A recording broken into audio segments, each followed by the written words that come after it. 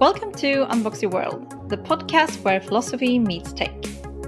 In each episode, we're connecting the dots between philosophy, technology, society, science, and progressive thought. And together with brilliant minds across the world who dare to challenge the way we think and live in today's society, we are unboxing our minds one episode at a time. I am Maria Salting.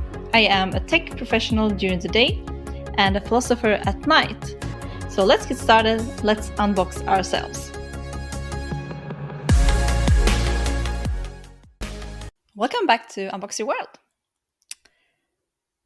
New technologies and disruptions have always led to new ethical dilemmas and a lot of question marks. And in the past year, we have seen an explosion of technological advancements, in particular AI.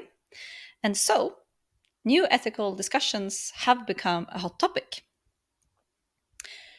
Ben Wilberforce-Ritchie is an ethics manager and a philosopher, and he helps companies to think better and make wiser and more ethical decisions.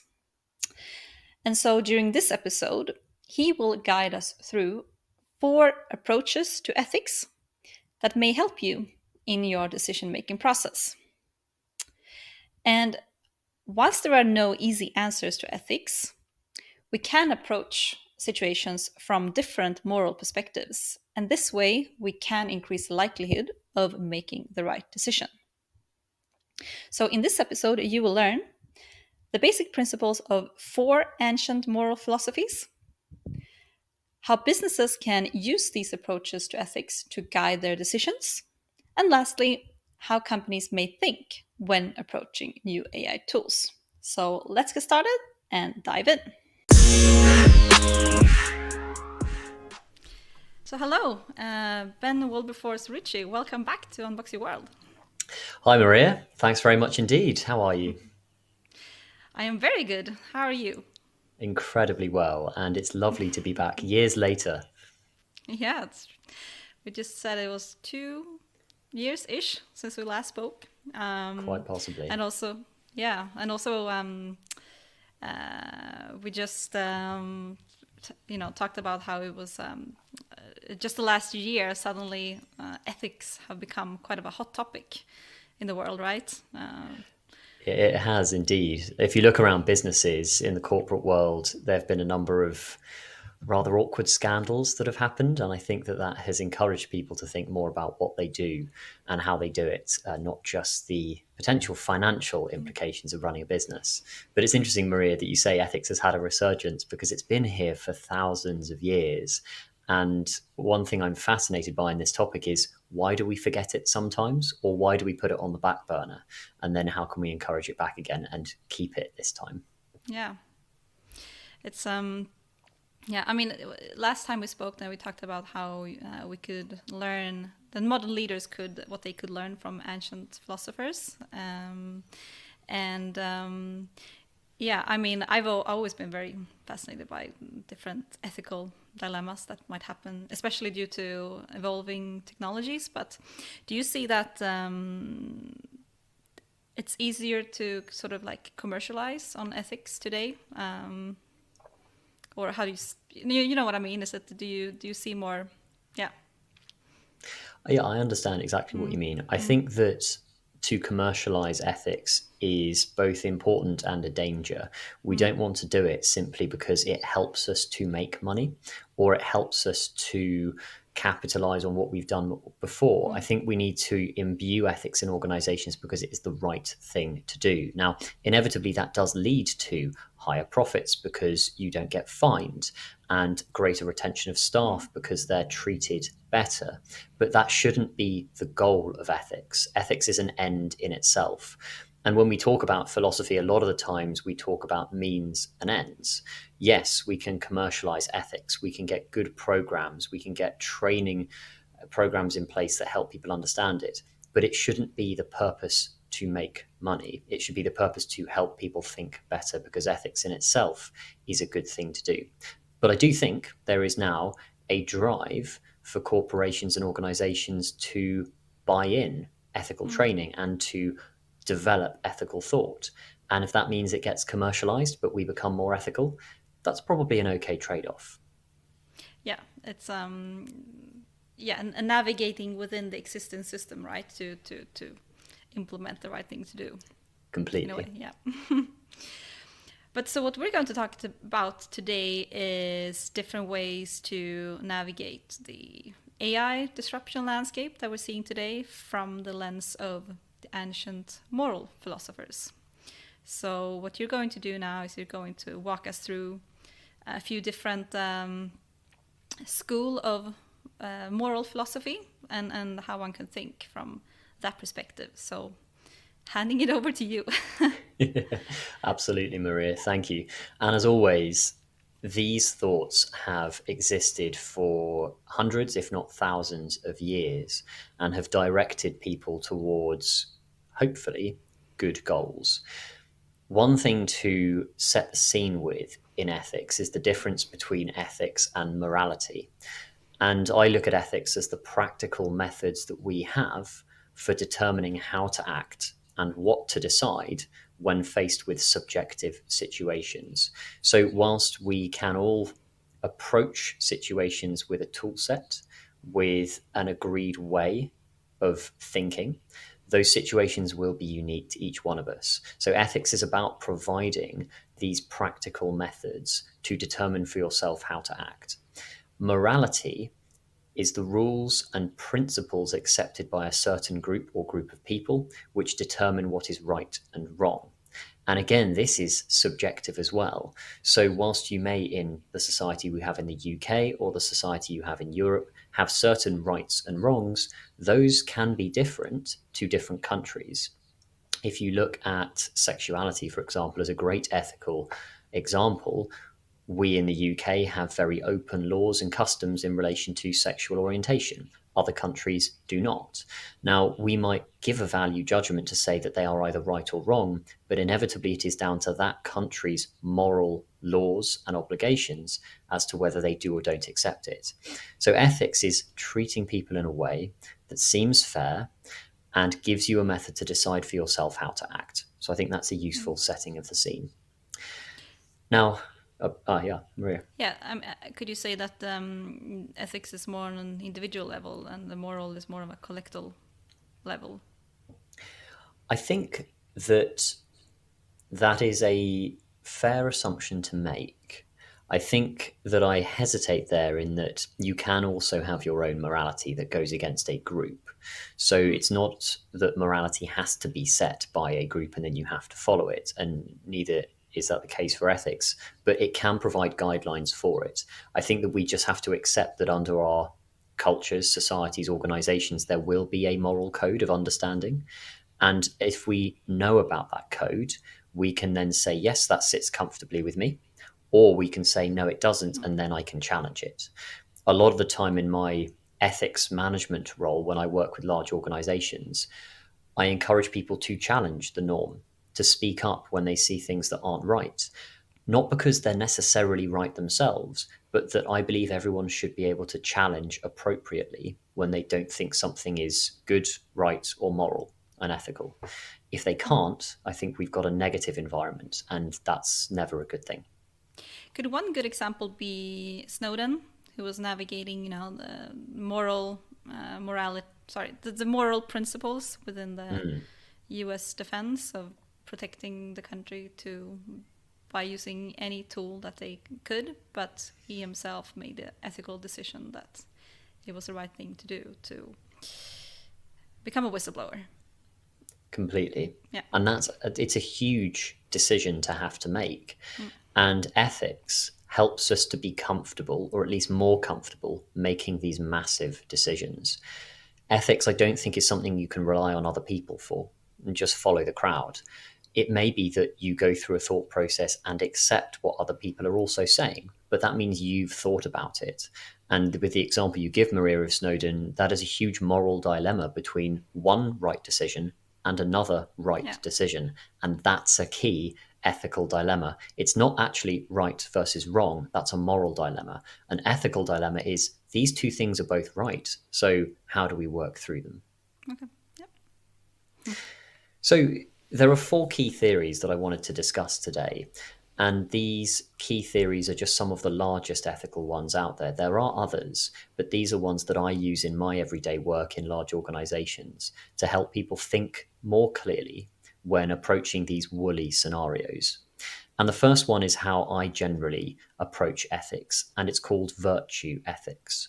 Virtue ethics comes from virtue theory, and Aristotle, the ancient Greek philosopher who was famous for being the tutor of Alexander the Great, coined this ethical theory first. And it's all around what sort of person you are, the character traits that you are developing when you make decisions. So, courage, transcendence, drive, all of these aspects that we hear about in businesses and that are useful when we talk about technology and AI, for example. Collaboration is a virtue. So, what duty do we have as AI businesses or as other businesses to collaborate with governments, local authorities, other organizations to do the right thing versus operating independently for our own ends? That's a really crucial idea. So, virtue theory is that virtues themselves, if we define them, are trained behavioral dispositions that result in habits of moral goodness. So, the more you develop your virtues, the more that you will act well. And that's really where this theory comes in. Whilst other theories that I'll describe later would say, here's a rule, follow the rule, virtue theory says, actually, if you're a good person, you will make a good decision. So you don't need a rule to follow. All you need to do is develop your character traits. That's And also where a lot of self-awareness comes in, right? yes, Yeah, it yeah, does. yeah. And how much of that do we have in work and life today, Maria? Probably not enough. Yeah. So self awareness is crucial. And what I said earlier around encouraging people to make decisions for themselves, the agency that we have here is important.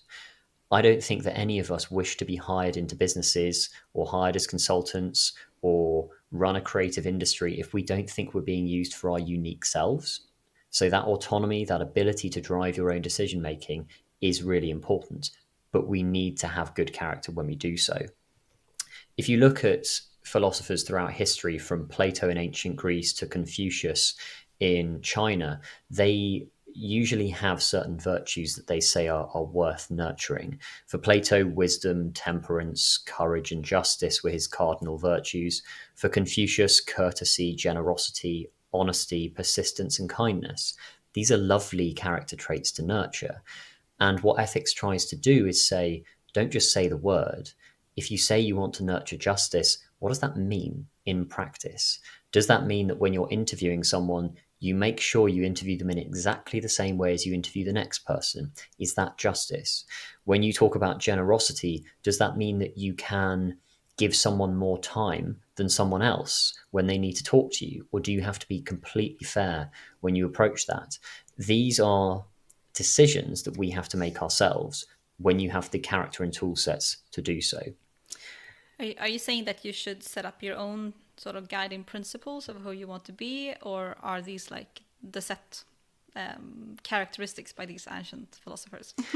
So Aristotle has 11 set Yeah. characteristics that you can nail it down to. And within those 11 dimensions, there are further aspects of behaviors that you can look into. So courage, for example, will take dedication, focus, and other aspects that we need to nurture.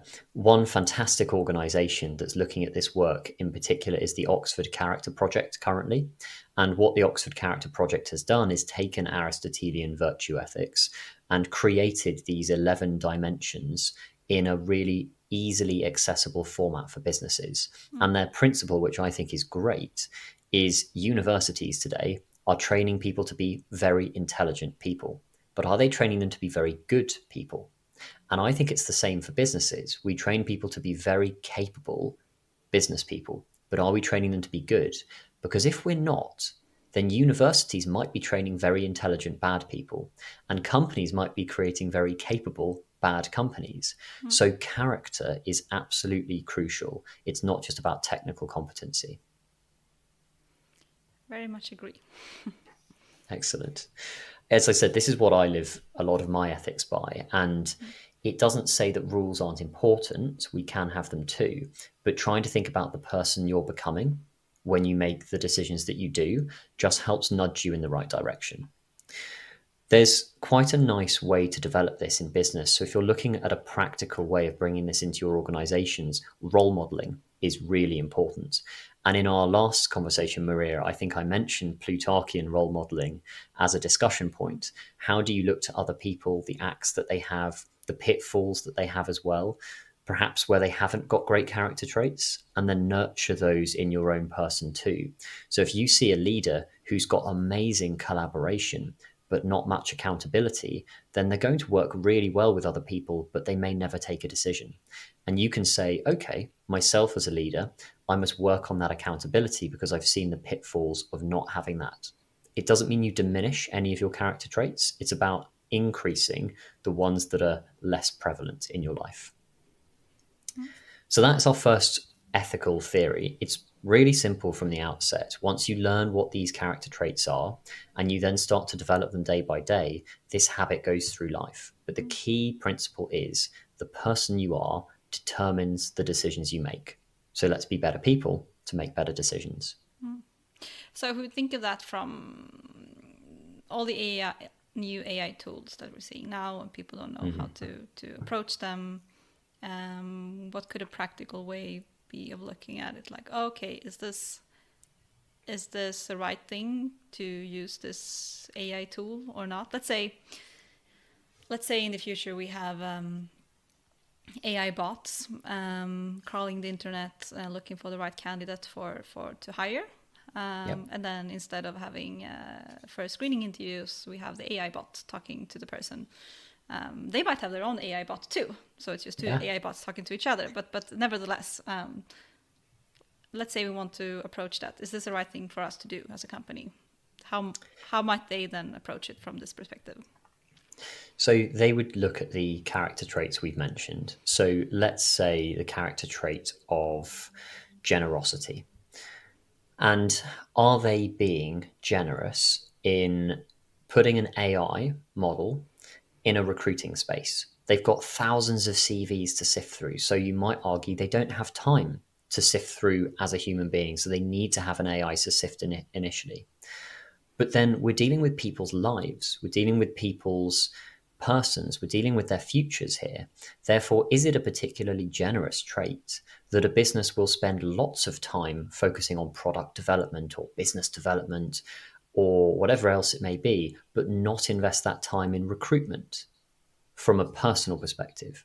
So that's one aspect. But you might also argue in the opposite way by saying AI can be much fairer than a human being because it doesn't have personal biases. And therefore, actually, it is generous to give them a fair outcome through an AI model that can recruit people. One thing that character does bring up as a question when we talk about AI is if the person you are, good or less good, creates good or less good decisions, then we need to think about who's developing the AI. Because if we've got good characters developing AI, we might assume they're going to be better AI models. If we've got less good characters developing AI, we could imply that there'll be less good AI models making less good decisions as well. So there's a connection there between the creators and the AI output. Yeah. So moving on to our second one then, the second theory, which is quite useful to bring in when we're dealing with people especially, is care ethics, sometimes known as feminist care ethics. And this is a more modern version of an ethical theory that came along when people started to review why the female voice or the female approach has been diminished over history. And it's really important to bring it back in society as we know. And the principle here, which was initially coined by Carol Gillingham, was that on average, a woman's moral point of view is different from a man's. That was her principle. Now, people can question Carol's view too, but what Carol brings up is throughout history, it seems that whilst men have been less caring because they focused on other things, women have been more caring. And so, therefore, they would approach different decisions differently. They'll think about the impact to people, they'll think about the impact to environment. And what this allows us to do is just say, instead of looking at it in a gendered perspective, it's not about saying that a gender is more or less moral than another.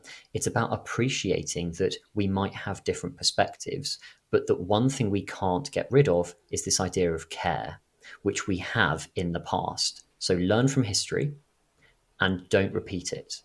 And I like this as a principle, which is, if you're making a decision on AI, let's use the example you just gave, Maria, and an AI model is the first thing that a person gets to talk to during interview.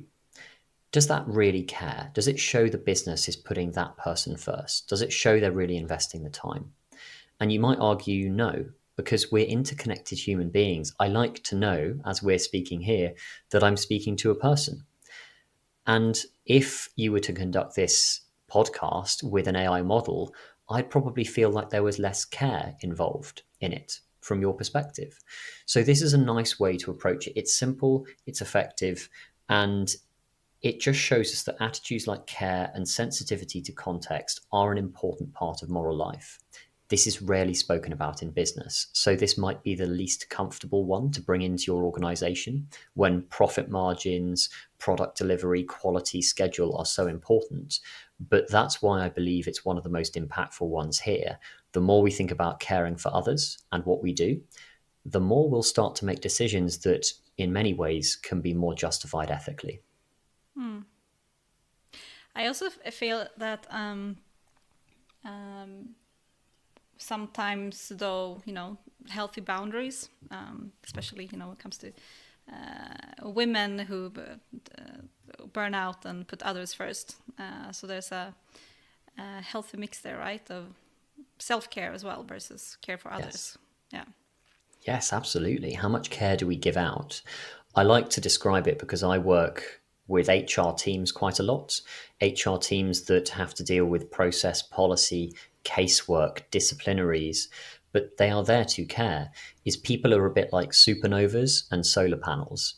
If you're a supernova, you're giving out energy and care and thought to a lot of people a lot of the time. And some people are solar panels. They take in that care and energy and they need it. They need your help. But if you're one of those supernovas, you need to find another supernova in your life at the end of the day to give back some of that care to yourself. Otherwise, you can't keep going. And that's where we get to burnout, mental health, stress, and fatigue, because some people are either in positions or are just naturally inclined to give out a lot of care. And we need to recognize when we get that back from others. Yeah, there's also a saying, right, that a sign of how equal or democratic country is how well they take care of their least fortunate ones, right? Yes, Yeah. that's a great principle. And you could say the same in a company. How well do you treat your lowest paid employee? Yeah. And if they don't get the same, the same, for example, trip on a train at the same price as someone who's a very highly paid employee, then you have to ask the question why. Now, there might be a valid reason, but unless you ask that question, then you do, as you say, Maria, say, well, that's how the company treats its employees in general. Yeah.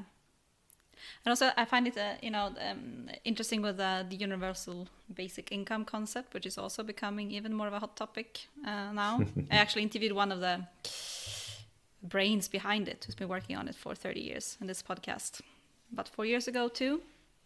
But I also find that one also, when it comes to, from care, it's from one perspective, it is, taking care of making sure that everyone has a fair basic income. It would also, but at the same time, it's also kind of called a capitalist dream too.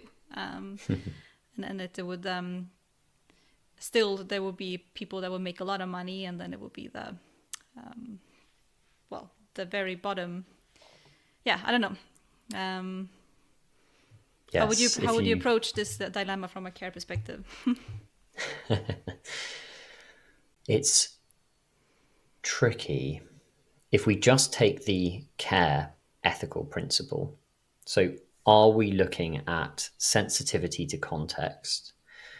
Then if we've taken into account a universal context, so we know that the person in the worst situation is going to be okay with that set income, then you can assume that everyone else in a better situation will be okay. But that has to take into account a sensitivity of context. If you look in the UK, some companies still do a London living wage versus a UK living wage because living in London is far more expensive than living Yeah. elsewhere. Now, a universal principle for pay wouldn't allow that, but it would mean that people living in London would be worse off than people not living in London Oh, yeah. because it's more expensive. So, sensitivity to context is crucial.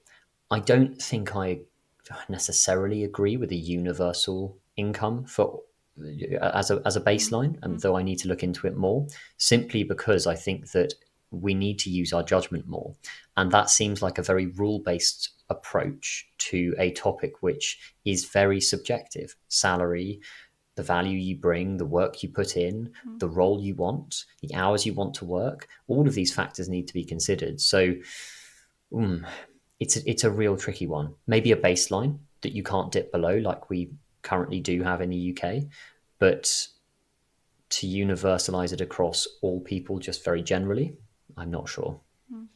It's only supposed to be a baseline that everyone gets it, Okay. regardless if you make money or not. So then you can make more money on top of it. Okay. Yeah. Yeah. But yeah, that's we'll see what happens in the future. Interesting. And again, these conversations need to happen. It's when we stop having the conversations that we get into difficulties. So the more we talk about it, the better. Yeah. So if we wrap up with care, then care is about the fact that morality always involves relations with particular people. It's not a lifeless abstraction here. Ethics is about our relationships with others. And I think to your point earlier, Maria, around whether you have your own ethics or whether there's a group ethics, care comes into saying it is about understanding the group, but it is still your own ethics. So you can't sit independently from it. So if we look at a third principle then, and these final two are more widely known, the ends principle. So this is known as utilitarianism, and it's very famously written down and explained by Jeremy Bentham and J.S. Mill. The idea here is that the maximization of goodness in society is the most important thing. So whenever you're making a decision, coming up with a concept, creating a product, you must think about the output of happiness or goodness for the greatest number of people. And that's the principle in brief. Whatever decision you're making, make sure that the most people are as happy as possible, which seems really good. I think we can all think, wow, that's a wonderful principle. Why don't we do that? There are pitfalls to it in that that does sometimes not take into account minority groups. So if you were to say, right, we think it's the best thing that everyone has, well, one income, as you just mentioned there, Maria, then does it take into account those people who are single parents or who are from a different socioeconomic background? As you say, if it sets a baseline, it might do. But does it take into account those other groups that aren't the majority? But the principle behind this is that you must always think about the ends of your decision. You can't just think about what's happening now. When it comes to AI, this is really important. So we think it's an amazing thing that we can look up so much on the internet and get so much knowledge quickly that we can ask an AI model to summarize a book and then get the output as quickly as we can. But what are the ends there? Are we missing the process of actually reading a book, which gets our brain fired up, which retains the information more quickly, which helps us to learn how to challenge appropriately? And you might say the ends there are not as good as you think. Actually, we'll be less happy, we'll be less fulfilled. So the ends are a really crucial part in making these decisions.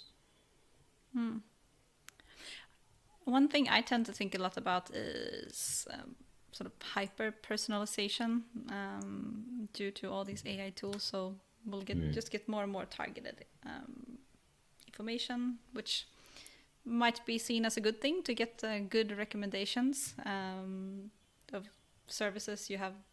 I mean, just getting the movies you want to see, and you get the recipes on your smart fridge that you want to do, everything.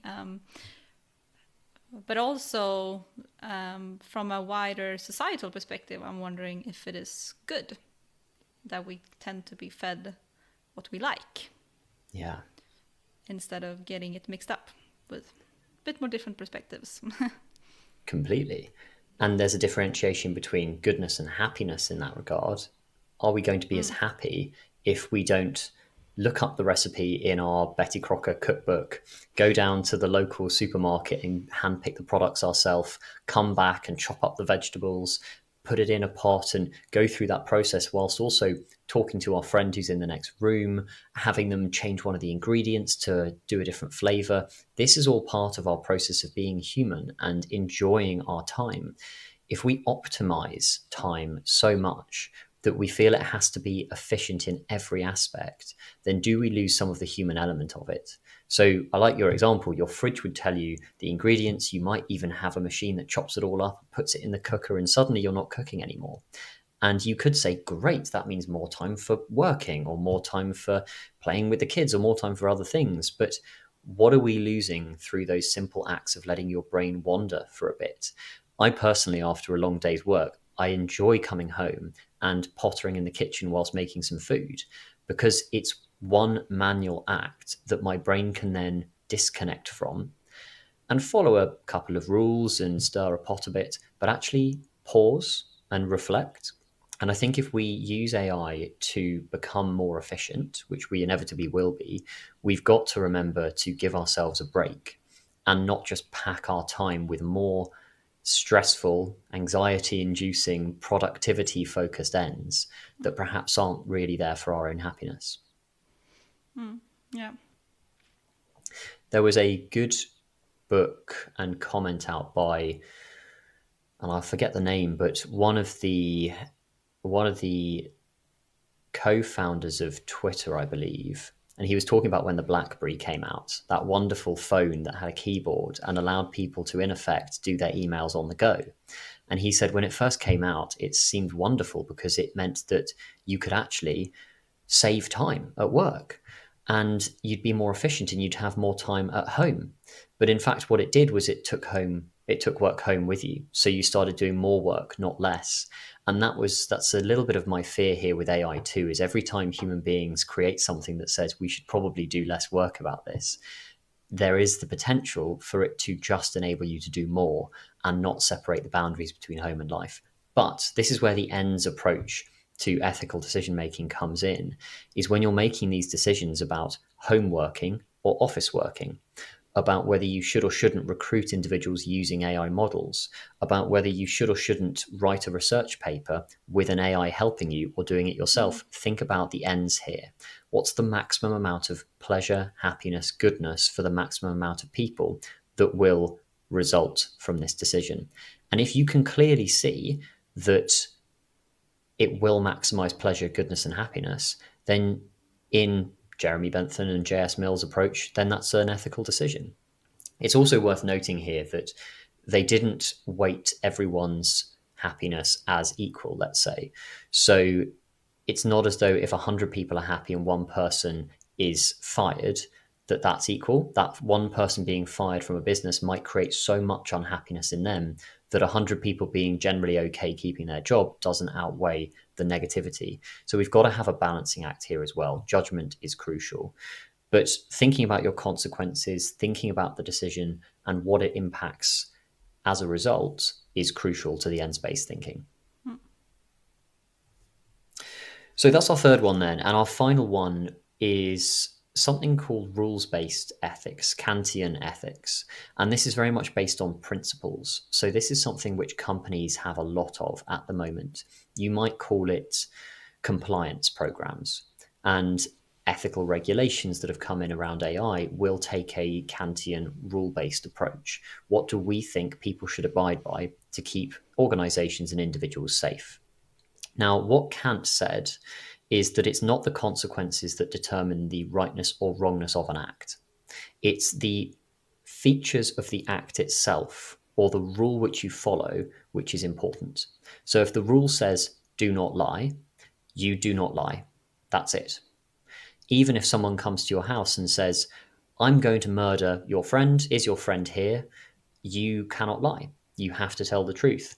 And this is one of the challenges with a rule based approach. Whilst it provides a really clear structure and framework for businesses, it doesn't allow necessarily, in its most extreme case, for anyone to query or challenge it. So a bit of flexibility in a rule based or principled approach is very important. And this is why people are very scared of training AI models, right? Because you cannot set these Yes, hard rules. Yeah. precisely. And because if they followed them, they would just follow them over and over again. Yeah. So the end never justifies the means in this. You can't think to the consequences of your actions in a purely rule based approach. So it does have its pitfalls. But what it does do is give you an idea of trying to be fair. So whilst character focuses on you and ends focuses on other people and how that results, and care also thinks about what the best thing is for you and other people, the Kantian principle says, could you make this rule universal? Could you make it applicable to everyone? And that's what Kant calls a categorical imperative. Act only in accordance that the maxim by which you can at the same time will that it becomes a universal law. So what you'd say there with AI is it okay if we just give AI one guiding principle to follow? And could we do that across the whole world? And you'd probably say, but it's not going to work in different contexts and it's not going to work here. And what if it goes wrong there? In which case, Kant would say, you can't make that rule. The rule has to be applicable across context, culture, people. So I understand the approach he takes. I think it's very black and white. And I feel personally ethics is a bit grayer than that. But it does give us a very useful approach here, which is to say that in one regard, coming up with rules, guidelines, and principles in your organization is one way to make ethical decisions. And we all have those compliance programs, rules, and regulations, I think, especially when it comes to the use of technology, treating other people fairly, and now AI. I think that, I mean, what you could probably do is set up some guiding principles, right? And I would imagine that there are, depending on what business you're in, the more responsibility you have, right? So I would assume that if you impact a lot of people, then you have higher responsibility. If you are in a very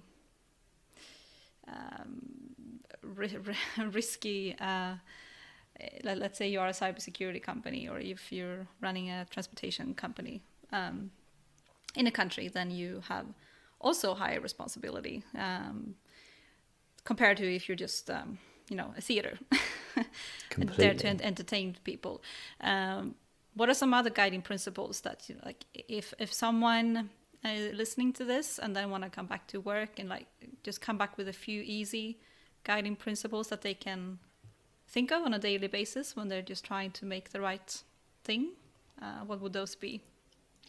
Perfect. So one guiding principle is the principle of ends, which says always treat others as an end, never as a means. And that's a lovely principle to operate by. So if you hire someone into your business, you should not hire them because you think they will make you more money, which is a very counterintuitive thing in business. You hire them because they are great at their job or because they are the perfect person for the role. That's what you're aiming for here, so that you don't end up using people, and that's important. We can also do that when we create products.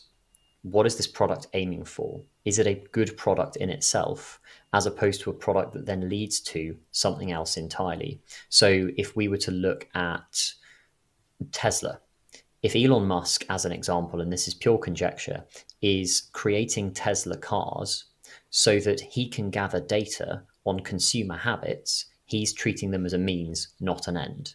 The end would be to say, I'm giving you a great car because that's what you need. And this is the car for that. So that's a really nice principle to operate by, and one that you can easily apply quickly when making decisions. The second one that you can apply is the principle of autonomy. And we mentioned this earlier in the podcast, Maria. And this is that you've got to act in a way that your will can regard itself at the same time as making universal law through its maxims. So, what that means is as long as you understand that you are creating something that is applicable across other situations, cultures, individuals, etc., then that is a good thing and it's an autonomous decision. You shouldn't be, and it's hard to say with Kantian rule based ethics, but you shouldn't be too quick to follow others when they create their own rules and customs. You've got to be able to query and question it. But this is where ideally picking just one of these four principles we've covered isn't the approach that I would suggest to ethics. I suggest the approach is think about all four of them. So when making a decision, think about what the rules say and the regulations, but be very willing to challenge them if you don't think they're right, applicable, or they need to change. Think about the outcome of your action and whether it will maximize goodness, pleasure, or happiness for either the greatest number or the greatest amount of happiness. Think about how much you're caring for yourself and for other people, making sure you've got energy left to spare. And then think about the character you're developing. Are you really exemplifying courage without becoming arrogant? Are you expressing collaboration whilst retaining accountability for the decision? And that starts to move you around this quadrant board almost of ethical decision making, so that at the end of it, you might say, yep, I'm going to follow the rule. That was a good decision. But I can justify it because I've considered the impact on others, the amount of care this takes, and the person I'm becoming by making this decision. Yeah, yeah. It's like you're bubble hopping, shifting perspectives, and you land in one thing that's Completely. makes And test it out as well. If you tend to naturally go with regulations and laws and your decisions just haven't been going well, then try one based on caring for others. Try one based on the ends, maximizing goodness, pleasure, or happiness. Test it out and see what happens. And I think you might be amazed at not only the clarity you get in your decision making, but also how the impact changes and potentially changes for the better. Yeah, definitely.